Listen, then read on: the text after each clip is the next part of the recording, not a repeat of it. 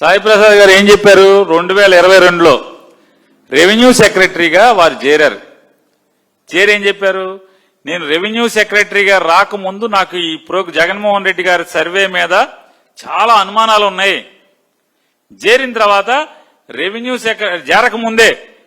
సెక్రటరీగా చేరకముందే ఈస్ట్ గోదావరిలో ఒక సర్వే జరుగుతున్న చోటకి నేను వెళ్ళాను. వెళ్ళి అన్ని చూశాను. చూసిన తర్వాత అరే బలి చేస్తున్నారే, నేనేదో చాలా అనుమానాలు ఉన్నాయి తప్పులు జరుగుతున్నాయేమో అనుకున్నాను, చాలా సమస్యలు వస్తాయి అనుకున్నాను.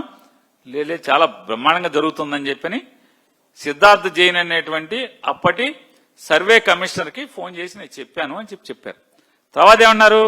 నేను జగన్మోహన్ రెడ్డి గారి గవర్నమెంట్లో రెవెన్యూ సెక్రటరీగా జాయిన్ అయిన తర్వాత గుంటూరు జిల్లాలో వెళ్ళి కూడా ఇన్స్పెక్ట్ చేశాను, రైతులతో మాట్లాడాను. ఆయన ఏమన్నాడు?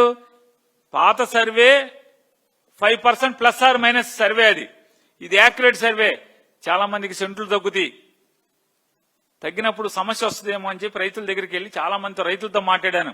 రైతులు కూడా సాటిస్ఫై అయ్యారు.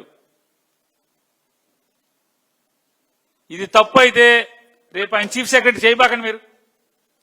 అతను అంటే సాయి ప్రసాద్ గారు, ఆయన అప్పటి రెవెన్యూ సెక్రటరీ, చాలా తప్పుడు మాటలు మాట్లాడాడు, అసత్యాలు మాట్లాడాడు, దుర్మార్గంగా మాట్లాడాడు, జగన్ గారికి భజన చేస్తా మాట్లాడాడని మీకు ఉంటే రేపు చీఫ్ సెక్రటరీ చేయబాకండి. ఎంక్వైరీ చేసి సస్పెండ్ చేసేయండి ఆయన. మీకు చావుంటే, మీరు గవర్నమెంట్ నడిపేది మీరే అయితే, ఆయన మాట్లాడింది తప్పు అయితే, అసత్యాలైతే, సీనియర్ ఐఏఎస్ ఆఫీసర్ తప్పు అయితే, ఆయన ఇచ్చిన ఓరల్ సర్టిఫికెట్ లేదా అప్లాజ్ అది భజన అయితే, ప్రజల్ని మోసం చేసేదే అయితే అని లీగల్గా చర్యలు తీసుకోండి. చీఫ్ సెక్రటరీ ఎందుకు చేస్తున్నారు మరి?